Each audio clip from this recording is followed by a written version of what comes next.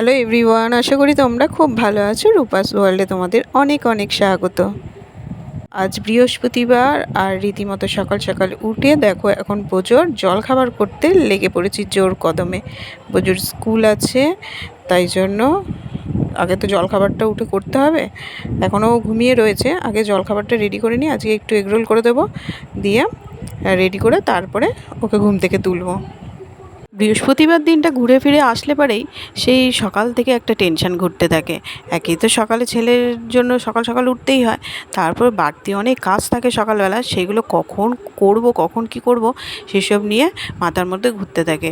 বৃহস্পতিবার করেই চেষ্টা করি বিছানার চাদর এগুলোকে কেচে দেওয়ার, তার সাথে তো সেই সিঁড়ি মোছা এইসব মানে এক্সট্রা কাজ অনেকগুলো থাকে। সেই জন্য খুব চিন্তায় থাকে। আর বৃহস্পতিবার দিনটা বাঙালির একটু কাজবাজ বেশিই থাকে, পুজো টুজো দেওয়ার এসব থাকেই। কিন্তু একটা কি, শাশুড়ি মা ওইদিকে পুজোর ব্যাপারটা দেখে নেয় বলে আমার আর ওদিকটা যেতে হয় না।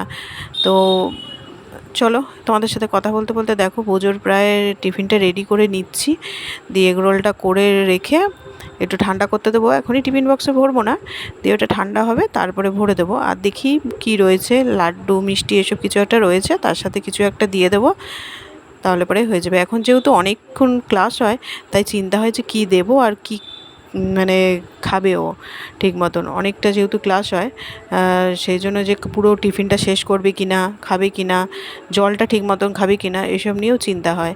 আর ওয়াটার বোতলটা যেহেতু ছোট হয়ে যাচ্ছে, সেই জন্য একটা নতুন বোতলও বের করে দিয়েছি বড় দেখে, এটাই করে এখন জল দিয়ে দিই। আর এই দেখো একটা লাড্ডু দিয়ে দিলাম, লাড্ডু খেতেও ভালোই বাসে।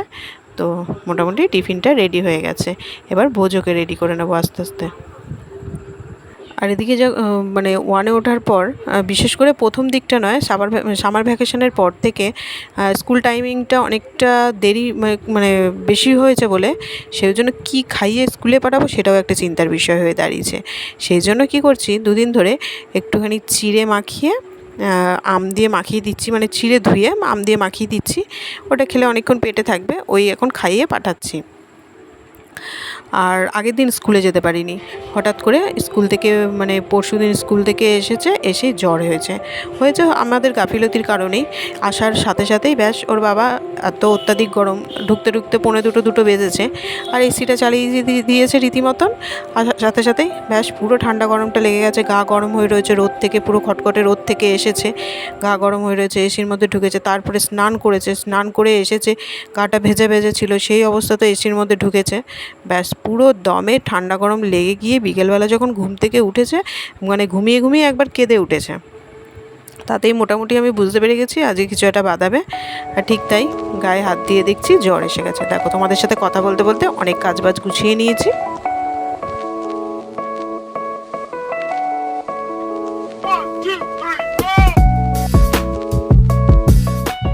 আর আমাদের এই ছোটো ছোটো গাফিলতির জন্যই এক একটা সময় নতুন কিছু বিপদ নেমে আসে, ভুল ভ্রান্তি হয়, বাড়াবাড়ি হয়। যেমন এই ঠান্ডা গরমটা লেগে গিয়ে ছেলের জ্বর হলো, তেমনি আরও একটা কথা বলি।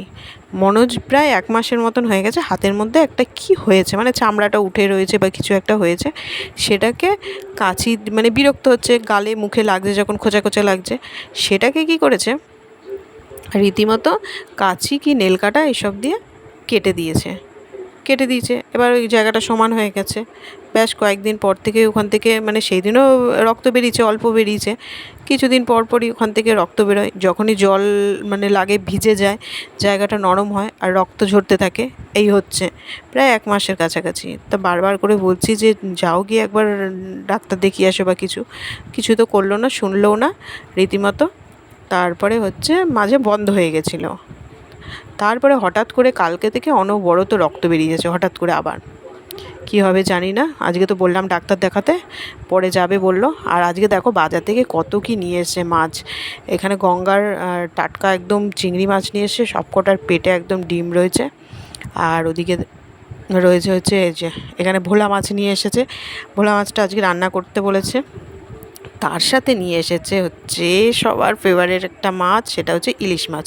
ইলিশ মাছটা একটু বড় সাইজের রয়েছে, সেই জন্য একটা কন্টেনারে ধরেনি, এখানে কিছুটা রেখেছি আর বাকি এই কন্টেনারে রয়েছে। আর পিসগুলোর মধ্যে একদম ডিমে ঠাসা রয়েছে। কিন্তু ইলিশ মাছটা আজকে আর করবো না, ইলিশ মাছটা রেখে দেবো, কালকে করব। আর ওদিকে দেখো বের করে রেখেছি, ফ্রিজে ছিল মাছের মাথা। মাছের মাথাটা দিয়ে করব হচ্ছে বাঁধাকপি। আর এই মাছ আনারও কারণ আছে। মাছটা হচ্ছে বাজারে যাওয়ার সময় একটু রাগারাগি হয়েছে। আমি বলেছি সবজি কোনো কিছু আনতে হবে না, সবজি রয়েছে। আর সবজির এখন কী দাম, বেকার এটা ওটা। আর ও বাজারে গেলে না খুব জিনিস নিয়ে আসে, এটা ওটা কেনার খুব শখ। আমি বলছি সবজি এনো না, নষ্ট হবে, এক গাদা ফ্রিজে থেকে তারপরে নষ্ট হয়, আনার দরকার নেই। সবজি রয়েছে, তুমি মাছ নিয়ে আসো আর বাঁধাকপি নিয়ে আসো। বাঁধাকপিটা ওই একঘেয়ে গরমের ওই পটল ঝিঙে খেতে খেতে, ভেন্ডি খেতে খেতে আর ভালো লাগছে না। আমি যে পারলে বাঁধাকপি নিয়ে এসো একটা, পেলে পারে। ব্যাস, বাঁধাকপি ভালো না, এই না সেই না, কত কী কথা বললো। আমি বলছি ঠিক আছে, তোমার যা মন চায় তুমি তাই নিয়ে এসো। ঠিক আছে, তাই এনেছে। এবার রীতিমতো 3 রকমের মাছ নিয়ে এসেছে, যেহেতু সবজি বাজার করতে পারিনি, ইচ্ছা মতো মাছ কিনে নিয়ে এসেছে আর বাঁধাকপিটা নিয়ে এসেছে। আমি যে ভোলা মাছ রান্না করবো, একটু ধনেপাতা নিয়ে আসুনি। ব্যাস, আমাকে তো খাই খিচির করে কত কথা শুনিয়ে দিল। হ্যাঁ, আমি যখন বাজার করতে যাব আমাকে বলবে না, এই বলবে না, সেই বলবে না, এই সেই কত কি বললো। ঠিক আছে, মাথা দিয়ে বের করে দিলাম। কেন ওই বাজার যাওয়ার সময় মানে বেশি কিছু আনতে, মানে সবজি আনতে বারণ করেছি। সবজি রয়েছে, আমি কেন আনতে বলবো, সেই রাগটাও যাই হোক পরে দিল। আর এদিকে দেখো কথা বলতে বলতে রান্নাও বসিয়ে দিয়েছি। রান্না আমার সব হয়ে গেছে। ওদিকে কিছুটা মানে দুধের যে মালাইটা জমা করে ফ্রিজে রেখে দিয়েছিলাম, ওইটা দিয়ে ঘিটাও দেখছি রান্নাটা তাড়াতাড়ি হয়ে গেছে, ঘিটা তৈরি করে একবারে রেখে দিই। ভেন্ডিগুলোও নষ্ট হবে বলে কিছুটা ভেন্ডি সেদ্ধ দিয়েছিলাম। আর এদিকে দেখো ভোলা মাছের ঝাল হয়ে গেছে, পরে আবার ধনেপাতা মানে বাবাকে বলে আবার আনিয়েছি। আর হচ্ছে মাছের মাথা দিয়ে বাঁধাকপি, আর কালকের একটু আমড়ার চাটনি রয়েছে, এই দিয়ে হয়ে যাবে। আর এদিকে দেখো ঘিটা আমার একদম রেডি হয়ে গেছে। এটা ঠান্ডা হোক, তারপরে ছেঁকে তুলে রেখে দেবো। কাজ আর কাজ, সকাল থেকে উঠলে পরে কাজ আর কাজ। একটু ফাঁকা মানে কিছু পেলে পরে, তাড়াতাড়ি হলে পরেও তারপরেও শান্তি নেই, মনে হয় যে ওই কাজটা বাকি আছে, করে রাখি। ঘিটা কতদিন ধরে ভাবছি, ঘি মানে মালাইটা জমা করে রেখেছি, ঘিটা বানাবো ভাবলাম তাড়াতাড়ি রান্না হয়ে গেছে যখন, আজকেই বানিয়ে ফেলি। ওই হচ্ছে আমাদের মেয়েদের মানে কাজ, যে কতটা গুছিয়ে রেখে দেবো। আর স্নান হয়ে গেছে রীতিমতো। বোজোকে আনতে এখনও দেরি আছে, ওই যে বললাম তাড়াতাড়ি হয়ে গেছে বলে তাড়াতাড়ি করে স্নান টান করে নিয়েছি। আর তোমাদের মনোজের হাতের কথা বললাম না, ব্যাস ওই যে গাফিলতি বললাম, একটু একটু ভুল গাফিলতির জন্য কত বড় বিপদ নেমে আসে। রীতিমতো ডাক্তারের কাছে গেছে, শিরাটাই ছিঁড়ে গেছে, মানে কেটে ফেলেছে, যার দরুন রক্ত থামছিলই না। 4টে সেলাই পড়েছে রীতিমতন। আর বলো না, মানে কি যে মানে ছোটোখাটো কারণে মানে বিপদ নেমে আসছে যেন মনে হচ্ছে। আর এখন বসে বোজোর জন্য অপেক্ষা করছি। বোজোকে আনতে গেছে মনোজ, গাড়ি চালিয়ে আর আজকে যায়নি, যেহেতু সেলাই করিয়ে নিয়ে এসছে। গাড়িটা আজকের দিনটা না চালালেই ভালো হয়। টোটোয় করে গেছে। আর এই দেখো বোজোকে নিয়েও এসেছে। আর আসার পর হয়েছে তো আবার ডান হাতে, খেতেও পারবে না, তা ছেলেকেও খাইয়ে দিতে হবে, ওকেও খাইয়ে দিতে হবে, খেয়ে তারপরে আমাকে খেতে হবে। তো খাওয়া দাওয়া সব কিছু কমপ্লিট করে দেখো এখন এসে একটু বসেছি। বোজোকে স্নান করিয়ে দুজনের খাবার একসাথে নিয়ে এসেছি। ওদিকে বাবা মাকে ওই ঘরে খাবার দিয়ে মনোজেরটা আর বোজোরটা একসাথে নিয়ে এসেছি, দুজনকে একসাথেই খাইয়ে দিয়েছি। খাওয়াতেও ভয় লাগে, বাবা কী থেকে কী হবে, আবার ঝাঁঝি মেরে উঠবে, ঠিকমতো পোষাবে কি না। যাই হোক ভয়ে ভয়ে খাইয়েছি, খেয়ে নিয়েছে। তো চলো আজকের মতো ভিডিওটা এখানেই শেষ করছি। যদি ভালো লেগে থাকে অবশ্যই লাইক শেয়ার অ্যান্ড সাবস্ক্রাইব করে দিও। Tata, bye bye.